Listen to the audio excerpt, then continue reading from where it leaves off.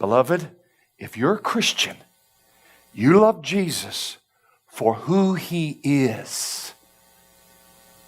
Gloriously worthy, as we heard last night, of all your heart, all your soul, all your mind, all your strength. Because that's exactly how the Father loves the Son. He loves Him with all of His might, all of His being, infinite. We're not infinite. So thankfully, we don't have to love Him infinitely.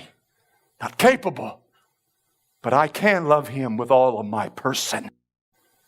Why? Because I've discovered that there's nothing in all of my travels and all of my experiences and all of my pleasures, anything more pleasurable than Him.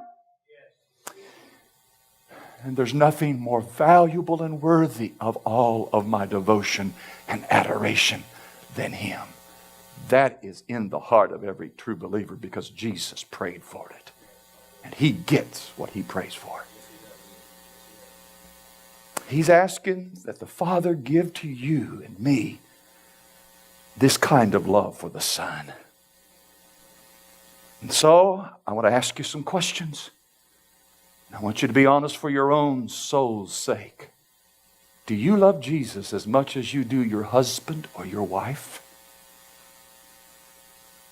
Mamas, I want to ask you a question. Do you love Jesus more than you love your babies? Do you really love Him more than success or pleasure or fame or possessions or good health or entertainment or sex or food, homes, cars, iPods and computers and iPhones?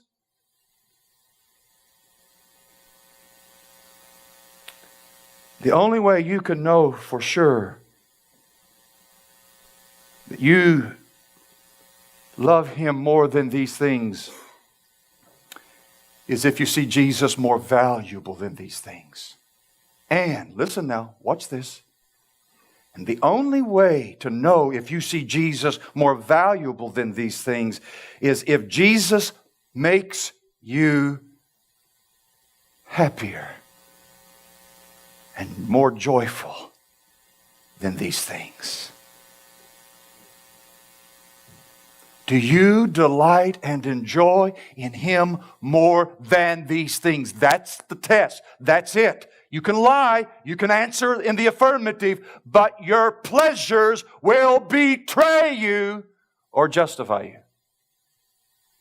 What is it that you enjoy most? If the Father's love for the Son is in you, it will be the Son. It'll be the Son.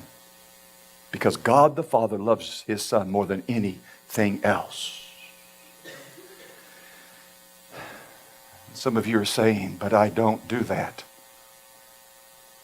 all the time.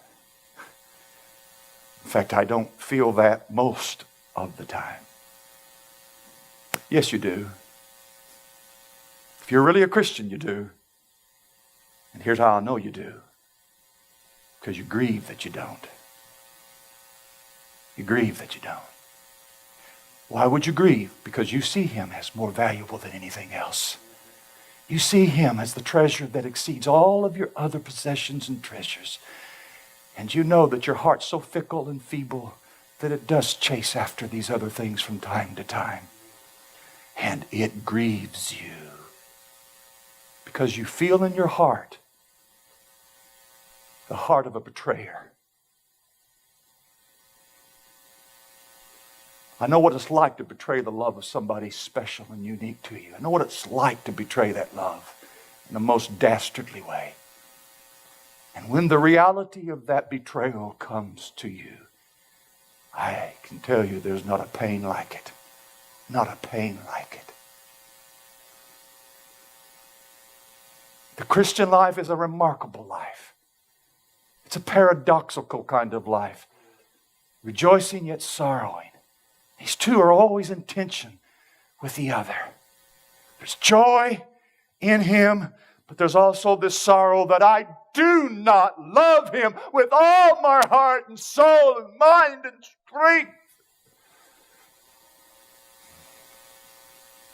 And that very grief is love in the nostrils of your Father.